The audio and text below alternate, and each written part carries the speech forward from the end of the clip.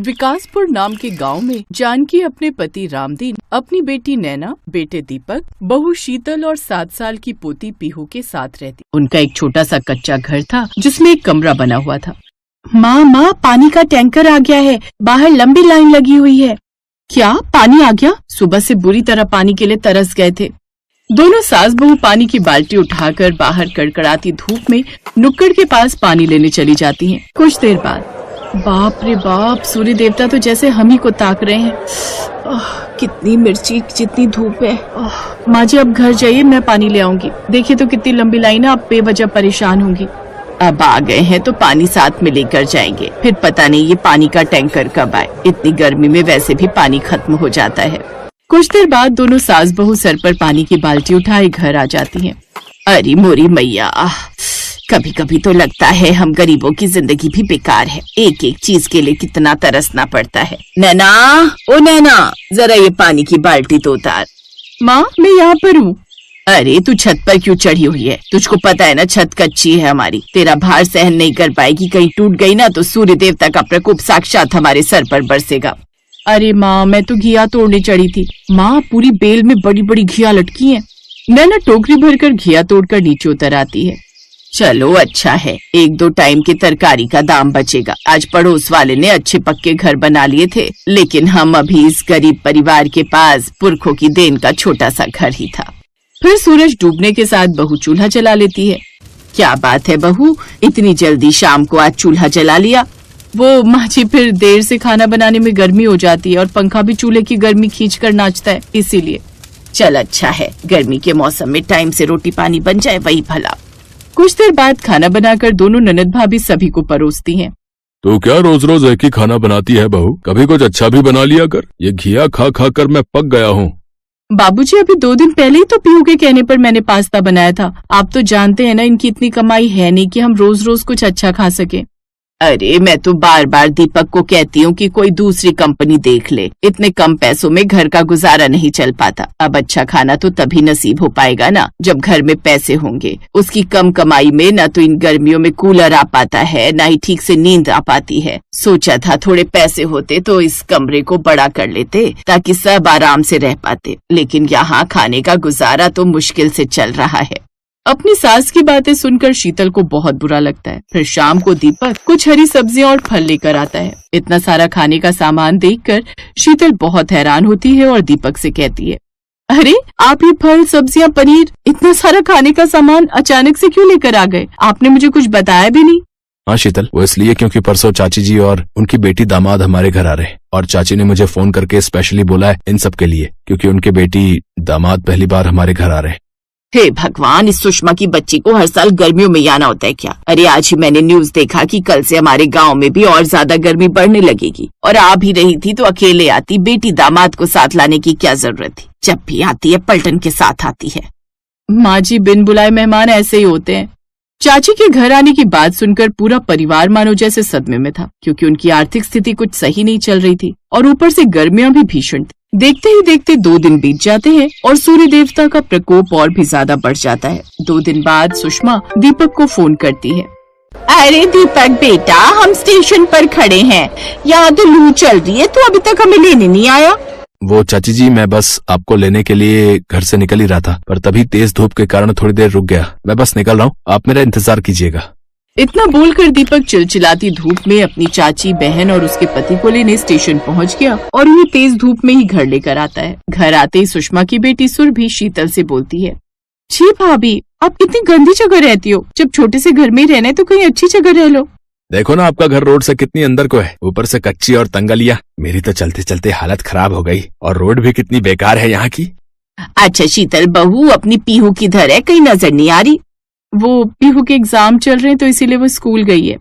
बताओ भाई, बच्चे को गर्मी में स्कूल छोड़ने चला गया और मैंने रेलवे स्टेशन आने के लिए कहा तो गर्मी का बहाना देने लगा। क्यों दीपक, चाची को घर बुलाने का मन नहीं होता क्या तेरा कभी? अरे सुषमा ऐसा नहीं है, अगर ऐसा होता तो तुम हर साल बिना बुलाए जो आती हो तो उसमें हम तुम्हारे स्वागत थोड़ी न करते। हम तो तुम्हें उल्टे पांव वापस ना भेज देते। जानकी की तीखी बातें सुनकर सुषमा मुंह बना लेती है। कुछ देर बाद शीतल उनके लिए सत्तू का शरबत बनाकर लाती है, जिसे देख सुरभि का पति राजीव शीतल से कहता है, अरे भाभी जी, पहली बार मैं अपनी बीवी और सास के साथ आपके घर पर आया हूँ और आप मुझे ये सत्तू पिला रही हैं। अरे पिलाना ही है तो मैंगो शेक, बनाना शेक, दही भल्ले, छोले भटूरे बनाइए। वैसे भी सुबह से मैंने कुछ नहीं खाया, पेट में चूहे दौड़ रहे हैं। हाँ, क्यों नहीं, आप ये सत्तू पीजिए, तब तक मैं छोले भटूरे बनाने का इंतजाम करती हूँ। इतना बोलकर शीतल अपने पति के पास जाती है और उसे घर आए मेहमानों की फरमाइश बताती है। दीपक जी, एक बार अपने अकाउंट में बैलेंस चेक कीजिए, क्योंकि आपकी दीदी और जीजा ने छोले भटूरे की फरमाइश भेजी है। शीतल दीपक से खाने की बात कर ही रही थी कि तभी पीहू स्कूल से आ जाती है। अरे वाह, आज छोले भटूरे बनेंगे, वाह वाह। पीहू शांत हो जाओ, वो सिर्फ घर आए मेहमानों के लिए बनेंगे। तुम्हारे पापा के पास अभी इतने पैसे नहीं है कि वो सबके लिए बाहर की चीज ला सके। पर क्यों, हर साल घर में मेहमान आते हैं तो आप उनके लिए दुकान से महंगी महंगी चीज लाकर खिलाते हो, पर मुझे कभी छूने भी नहीं देते। पर इस बार मैं भी छोले भटूरे और आइसक्रीम खाऊंगी।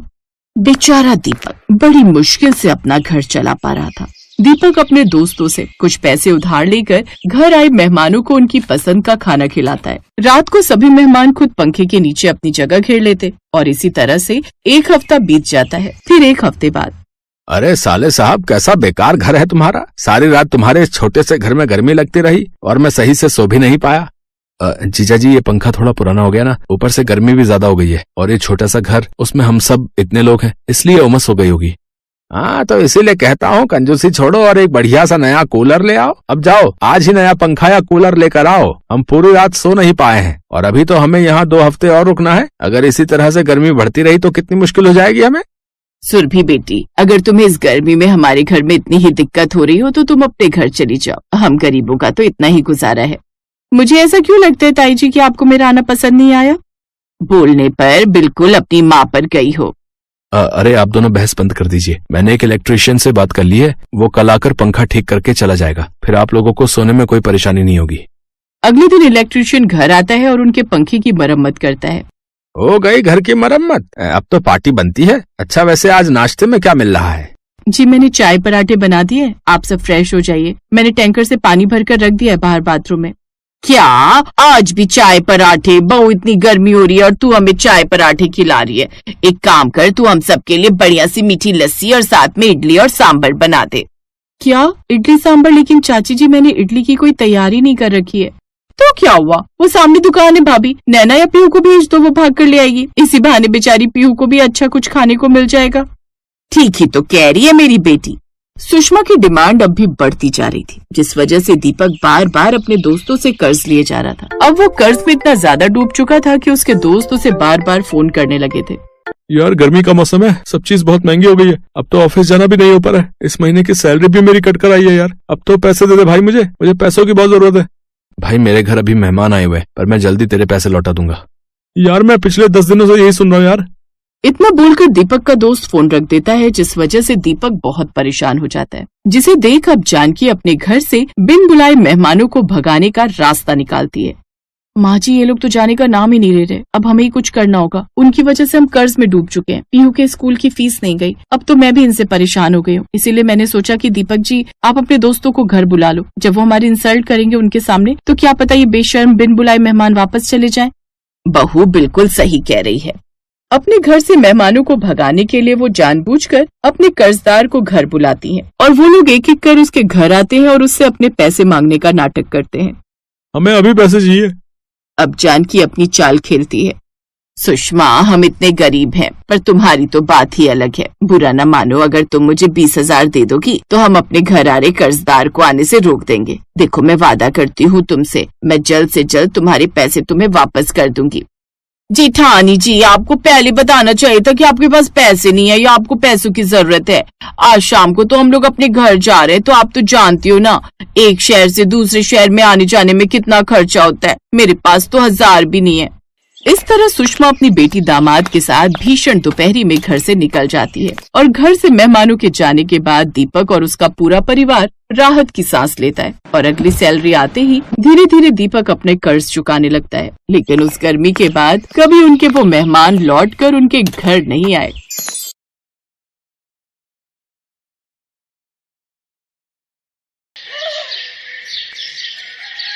ये कहानी है गांव के एक पुराने से मकान की। उस मकान में 2 परिवार रहते थे। ऊपर वाली मंजिल पर अमीर जेठानी रमा और नीचे की मंजिल पर उसकी गरीब देवरानी सुनीता। रमा का परिवार बेहद अमीर था और शहर से आए हुए हर ऐशो आराम में डूबा रहता था। वहीं सुनीता का परिवार सादगी में जीता था, पर उनके पास दिल की दौलत बहुत थी।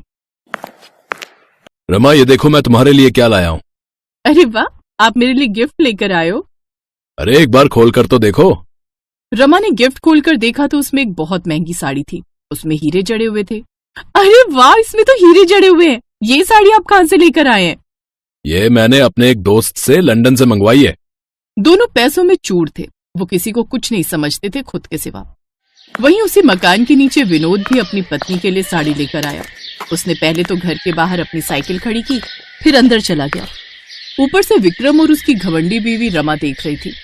देख रहे हो अपने गरीब भाई को, साइकिल से चलता है लेकिन तुम्हारी देखा देखी ये भी अपनी बीवी के लिए गिफ्ट लाता ही रहता है। अरे इसकी बीवी एक नंबर की लुटेरन है, विनोद को लूटती रहती है। खैर, विनोद ने अपनी बीवी सुनीता को साड़ी दी। विनोद, मैंने आपसे कितनी बार कहा है कि आप फिजूल खर्च मत किया करो। आप खुद के लिए तो कुछ लेते नहीं हो। जब भी आपको पैसे मिलते हैं आप मेरे लिए कुछ न कुछ ले आते हो। सुनीता, लोग औरतों को ज्यादा देखते हैं, आदमियों को नहीं। अब जल्दी से खाना बना दो, मुझे बहुत जोरों की भूख लगी है। बातें घुमाना तो कोई आपसे सीखे। ठीक है, आप हाथ पैर धो लीजिए, मैंने सारा खाना पहले ही बना लिया है। तो इस तरह से उन लोगों की जिंदगी बीत रही थी। फिर एक दिन रमा के घर कुछ शहर के खास मेहमान आने वाले थे। उसके पति ने बड़े बड़े शहर के लोगों को अपने घर बुलाया था। रमा का घर महंगे फर्नीचर और सजावट से भरा पड़ा था। रमा, किसी चीज की भी कमी नहीं होनी चाहिए। सारे नौकरों को बोल दो कि अगर गलती से भी किसी भी चीज की कमी रह गई तो उनकी 2 महीने की पगार काट लूंगा। वो तो मैंने सारे नौकरों को पहले ही बोल दिया है। वैसे नौकरों ने काम बढ़िया किया है। हमारे मेहमान तो हमारा घर देखकर ही जल भुन जाएंगे, देख लेना। मैंने खर्चा भी तो खूब किया है, अपने नीचे वाले भिखमंगों के जैसे नहीं है हम लोग। वहीं नीचे सुनीता के घर में उसके गरीब रिश्तेदार पहुंच चुके थे।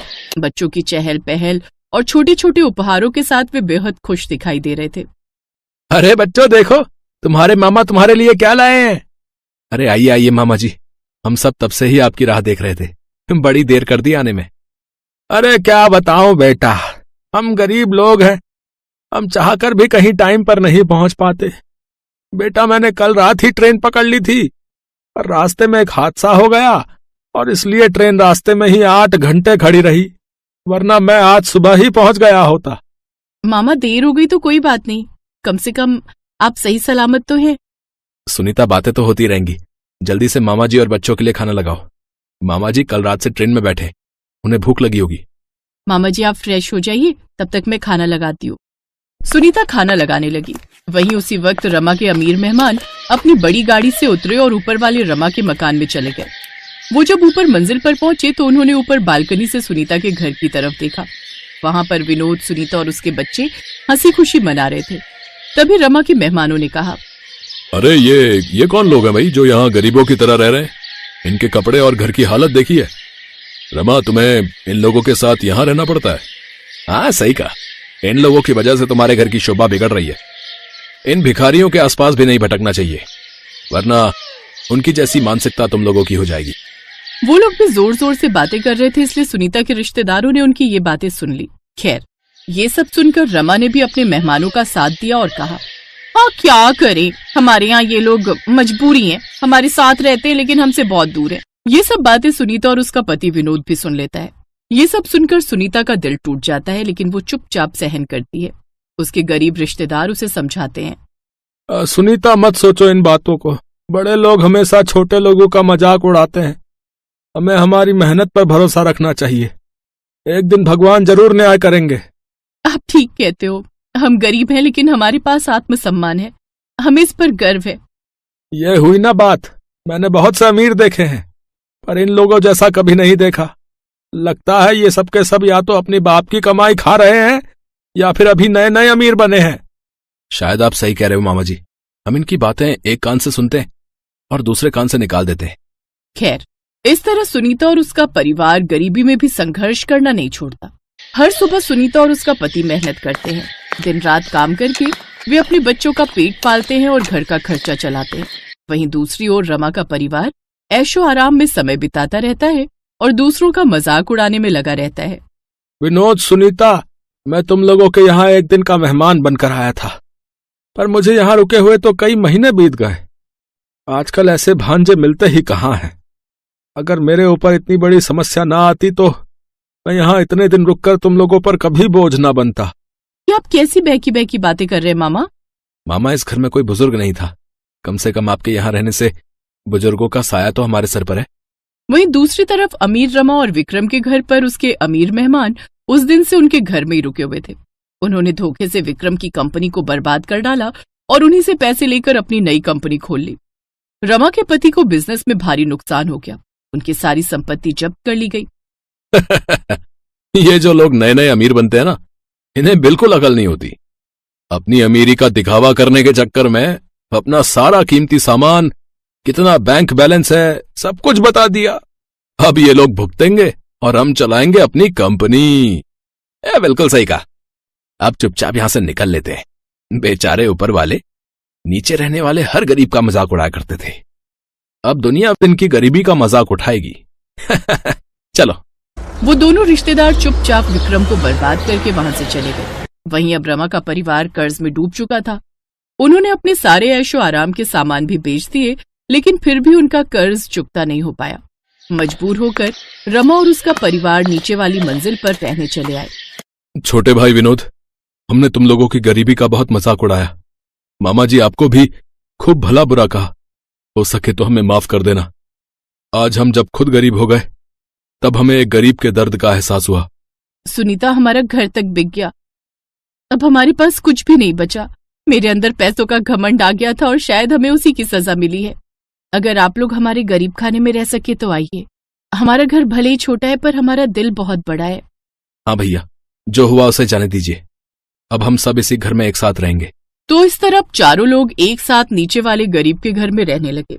दूसरी ओर सुनीता का परिवार अब अपनी मेहनत से धीरे धीरे सफलता की ओर बढ़ रहा था। उनका छोटा सा काम अब एक बड़ी दुकान में बदल गया था। सुनीता और उसके पति की मेहनत रंग लाई थी। अब उनके पास खुद का अच्छा खासा घर था और वे गांव में इज्जत से जी रहे थे। मामा जी, अगर आपने हमारी पैसों से मदद ना की होती तो आज हम इस मुकाम पर ना होते। बेटा, ये सब तुम्हारी और सुनीता की लगन और मेहनत का नतीजा है। इधर अब रमा समझ चुकी थी कि उसने कितनी बड़ी गलती की थी। उसे एहसास हुआ कि उसने अपनी देवरानी के साथ कितना बुरा व्यवहार किया था। एक दिन वो अपनी गलती का पश्चाताप करने के लिए सुनीता के पास गई और हाथ जोड़कर माफी मांगते हुए बोली, सुनीता, मुझे माफ कर दो। मैंने तुम्हें और तुम्हारे मेहमानों का बहुत अपमान किया। उस समय मुझे अपनी दौलत पर बहुत घमंड था, पर अब समझ में आया कि असली दौलत आत्मसम्मान और मेहनत होती है। रमा दीदी, आपको माफी मांगने की कोई जरूरत नहीं है। हालात कभी भी बदल सकते हैं। मेहनत और इज्जत से जीना ही असली दौलत है। हम सभी एक ही परिवार हैं। रमा का परिवार अब गरीब हो चुका था और वही लोग जिनका वे कभी मजाक उड़ाते थे अब उनकी मदद के लिए आगे आए। गांव वालों ने भी रमा का मजाक उड़ाया, लेकिन सुनीता और उसके पति ने रमा के परिवार को सहारा दिया। रमा के अमीर मेहमानों ने उन्हें ही चूना लगा दिया। वहीं गरीब सुनीता के मेहमान ने उनकी मदद की और साथ दिया। इस कहानी से हमें ये सीख मिलती है कि इंसान को अपनी मेहनत और ईमानदारी पर भरोसा रखना चाहिए। असली दौलत पैसा नहीं, बल्कि वो इज्जत और आत्मसम्मान है जो हमारी मेहनत से हमें मिलता है। Thanks for watching.